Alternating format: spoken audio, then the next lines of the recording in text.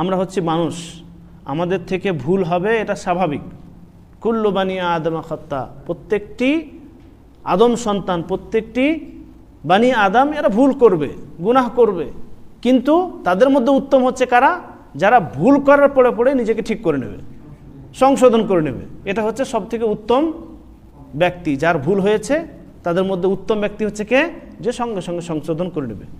আমাদের একটা ভুল হচ্ছে এখানে, অনেকেই আমরা নামাজ পড়া অবস্থায় যখন ইমাম সাহেবকে দেখছি যে রুকুতে যাচ্ছে, বাস রুকুতে যাচ্ছে কি দেখছে, সঙ্গে সঙ্গে আমরা চলে যাচ্ছি।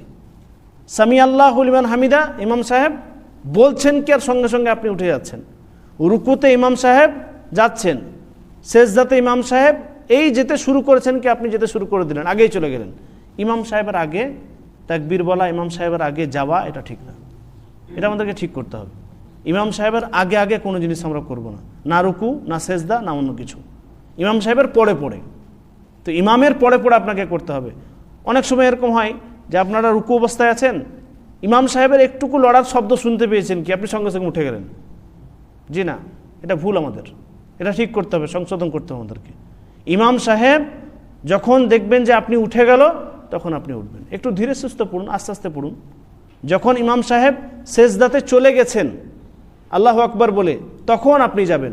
সাহাবা একরামদের এই বিষয়ে আমল ছিল যে ইমাম সাহেব যখন দেখতেন যে সেজদাতে তিনার এই পেশানিটা ঠেকিয়ে দিয়েছেন, তখন তিনারা যেতেন। অথচ আমরা আল্লাহু আকবার বলা মাত্র একদম সঙ্গে সঙ্গে, অনেক সময় এরকম হয় যে ইমাম সাহেব একটু বয়স্ক মানুষ, একটুকু আস্তে আস্তে যাচ্ছে, পায়ে হয়তো ব্যথা আছে, তো একটু আস্তে আস্তে করছে, আপনি তার আগেই চলে গেলেন। একটুকু আস্তে আস্তে করতে হবে।